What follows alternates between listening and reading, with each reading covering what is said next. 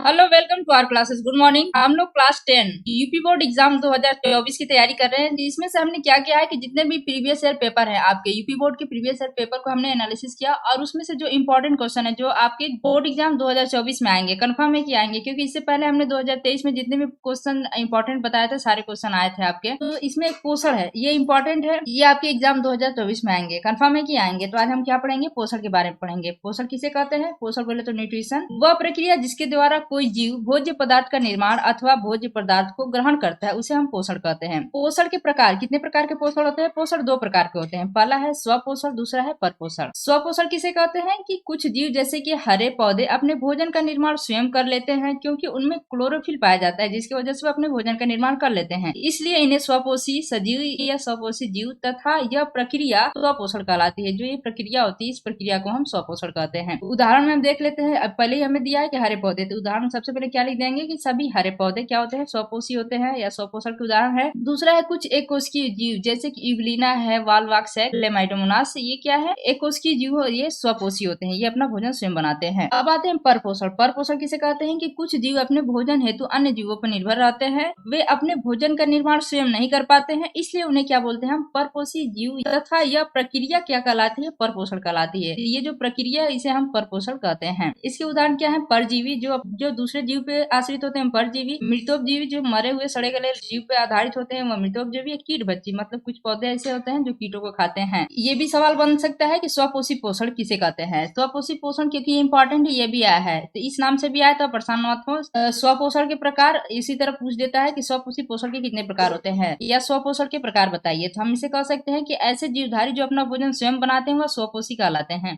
स्वपोषी पोषण दो प्रकार का होता है। पहला होता है प्रकाश संश्लेषी पोषण। प्रकाश संश्लेषी पोषण किसे कहते हैं कि इस प्रक्रिया के पोषण में जो जीव है वह प्रकाश संश्लेषण द्वारा अपना भोजन बनाते हैं। जैसे हम समझ सकते हैं कि हरे पेड़ पौधे जो अपना भोजन प्रकाश की उपस्थिति में प्रकाश संश्लेषण द्वारा अपना भोजन बना लेते हैं। तो उदाहरण में हम लिख सकते हैं कि पौधों में प्रकाश संश्लेषी पोषण होता है, या सिर्फ आप पौधे लिख सकते हैं, हरे पेड़ पौधे। दूसरा रसायन संश्लेषी पोषण, यह किसे कहते हैं? इस प्रकार के पोषण में जीव रसायनों का प्रयोग कर अपना भोजन बनाते हैं। उदाहरण से हम समझ लेते हैं, इसे क्या अपवाद के रूप में हम कह सकते हैं, क्योंकि ये अपना भोजन तो स्वयं बना लेते हैं, लेकिन किसकी उपस्थिति में? इन्हें प्रकाश नहीं चाहिए, इन्हें चाहिए रसायन। रसायन चाहिए, रसायन की उपस्थिति में अपना भोजन बना लेते हैं। तो अपवाद में हम कह सकते हैं, या अपवाद के रूप में हम लिख सकते हैं कि कुछ जीवाणु या बैक्टीरिया, हम कह सकते हैं जीवाणु को क्या बोलते हैं? बैक्टीरिया। इनमें पर्णहरिम बोले तो क्लोरोफिल नहीं पाया जाता है, क्लोरोफिल नहीं पाया जाता है। इसके अभाव में भी ये कार्बन डाइऑक्साइड और जल के साथ रसायन से कार्बोहाइड्रेट का निर्माण करते हैं। प्रकाश संश्लेषण प्रक्रिया में क्या होता है कि पेड़ पौधे होते हैं, वो जड़ से, वो मृदा से जल लेते हैं और वायु से कार्बन डाइऑक्साइड ले लेते हैं। इन दोनों से लेके वो प्रकाश की उपस्थिति में और क्लोरोफिल की उपस्थिति में अपना भोजन बना लेते हैं, मतलब कि ग्लूकोज का निर्माण कर लेते हैं। उसी तरह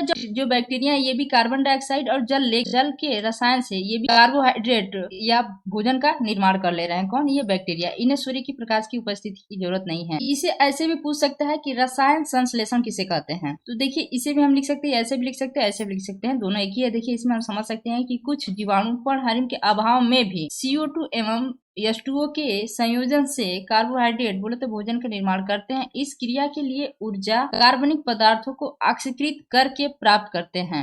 जो ऊर्जा उन्हें प्राप्त होती है वो कहाँ से प्राप्त होती है? ये कार्बनिक पदार्थों को ऑक्सीकृत कर लेते हैं इससे। इसलिए जीवाणु भोजन बनाने में प्रकाश ऊर्जा की जगह रसायन ऊर्जा का प्रयोग कर लेते हैं। ये जो इसे सूरज का रोशनी प्रकाश ऊर्जा की जगह ये क्या कर लेते हैं? रसायन ऊर्जा। ये कहाँ से प्राप्त कर लेते हैं? कार्बनिक पदार्थों को ऑक्सीकृत करके प्रयोग कर लेते हैं। इसलिए इस क्रिया को रसायन संश्लेषण या केमोसिंथेसिस कहते हैं। ये प्रकाश संश्लेषण को क्या बोलते हैं? फोटोसिंथेसिस कहते हैं। ये इंपॉर्टेंट है, आपके एग्जाम में आएंगे, कंफर्म है कि आएंगे, आप इसे याद कर लीजिए। Thank you for watching. Please like and subscribe my channel.